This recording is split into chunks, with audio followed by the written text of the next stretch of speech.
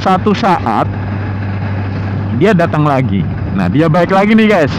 Tahu-tahu nanya kabar, tahu-tahu bilang gini, apa intinya merayu supaya diberikan pinjaman lagi. Dan biasanya ya nanti aku kembalikan.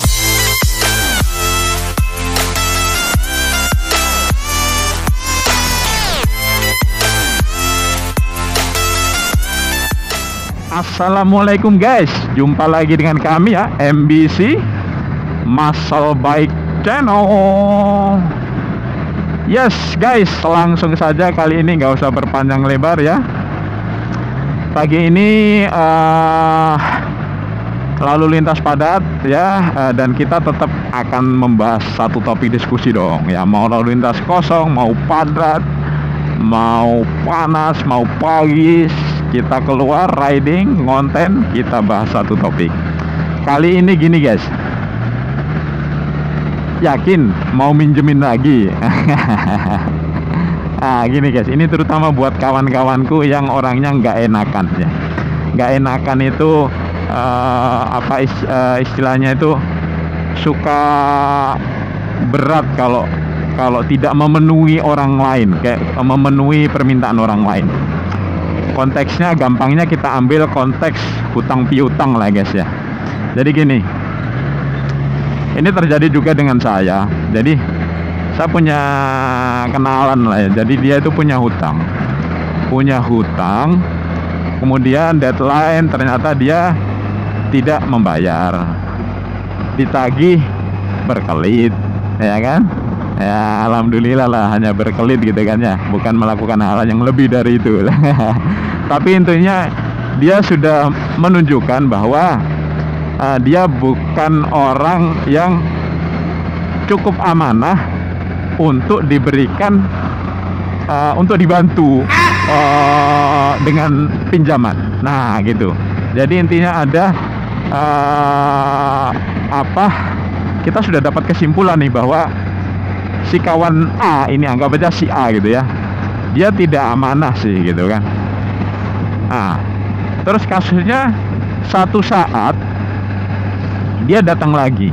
Nah dia baik lagi nih guys, tahu-tahu nanya kabar, tahu-tahu bilang gini, intinya merayu supaya diberikan pinjaman lagi. Dan biasanya ya nanti aku kembalikan juga itu bareng dengan ini gitu kan.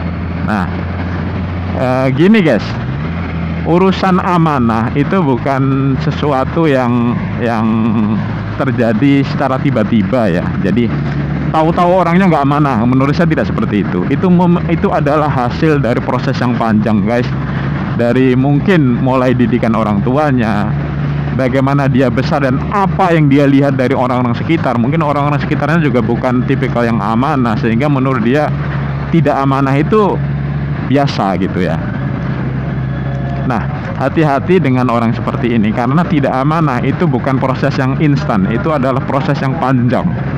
Artinya apa? Saya lebih percaya bahwa orang yang tidak amanah itu dia akan tetap tidak amanah. Kemungkinan besarnya adalah tetap tidak amanah ya, kecuali dia sudah dapat insight, pencerahan gitu ya, dapat hidayah. Tapi kita kan nggak tahu orang dapat hidayahnya kapan gitu kan ya. Jadi saya tidak mau bermain dengan itu. Jadi kalau saya ya misalnya ada yang seperti itu, saya tolak guys, saya tolak. Intinya utangmu belum kamu kembalikan, dan ketika hutang pertama sebelum ini saya menagih, kamu sulit ditagih. Seharusnya tidak seperti itu. Karena apa guys? Beda orang yang sulit ditagih, orang yang tidak segera mengembalikan hutang karena tapi misalnya dia ketika deadline-nya sudah tiba dia menghubungi, maaf aku nggak bisa, tahu-tahu ada perlu ini menjelaskan tanpa kita nelpon dulu, tanpa kita nanya dulu. Dengan orang yang ketika ditanya nunggu kita tanya dulu baru dijawab, itu jawab pun setengah-setengah, itu pun mungkin dengan ada, itu beda guys ya. Jadi yang satu itu ngerti adab, dia tahu dia punya kewajiban, hanya saja memang sedang tidak mampu, nah gitu kan. Yang kedua tadi dia memang bodoh amat dengan utangnya, istilahnya gini misalnya gitu ya, biarin dia biar nagih dulu gitu kan. mungkin dia nggak butuh-butuh amat, mungkin seperti itu. Nah, saya melihat itu dua orang yang berbeda, dan kasus yang ini yang saya ceritakan ini adalah kasus yang orangnya kurang tahu diri gitu ya, kurang bisa menempatkan diri. Jadi utang yang pertama belum selesai, ditagih berkelit kesana kemari, tahu-tahu menjadi baik dan mau ngutang lagi. Kalau saya langsung tegas bahwa saya tidak bisa ngasih karena yang kemarin saja belum. Udah itu aja. Saya mungkin tidak akan mengungkit mengenai kamu ditagih sulit dan lain-lain. Tapi intinya yang kemarin ada belum. Itu sudah cukup kuat untuk tidak memberikan pinjaman lagi, guys ya. Dan kuncinya di sini adalah jangan nggak enakan kalau sudah kita punya bukti lah ya. Karena apa? Saya mikirnya simple gitu ya. Saya pengen hidup santai, tenang gitu ya. Walaupun santai dan tenang, tetap kalau kita ada orang minta bantuan ya kita bantu. Tapi saya tidak ingin punya masalah dari aktivitas saya membantu orang. Nah gitu. Nah sementara orang-orang yang sudah punya indikasi tidak amanah, ya potensialnya akan menimbulkan masalah di depan. Sesimpel itu, guys ya. Nah, menurut saya seperti itu. Kalau kita sudah yakin dia memang tidak amanah dan sulit orangnya, kalau menurut saya kawan-kawan harus mampu tidak enakan, atau kalau kawan-kawan tetap nggak enakan, ya konsekuensinya akan terjadi lagi dan mungkin dalam skala yang lebih tidak menyenangkan. Karena apa? Karena nilai uang kita yang terparkir di kawan itu sudah semakin besar ya. Jadi mungkin akan sangat mengganggu kita karena kita juga punya kebutuhan kan ya. Jadi intinya guys, intinya jangan gak enakan dan nanti kita harus tahu kapan berkata tidak. Nah itu ya. Jadi jangan gak enakan dan kita harus tahu kapan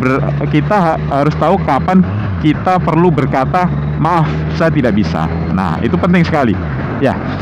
Oke guys, itu aja.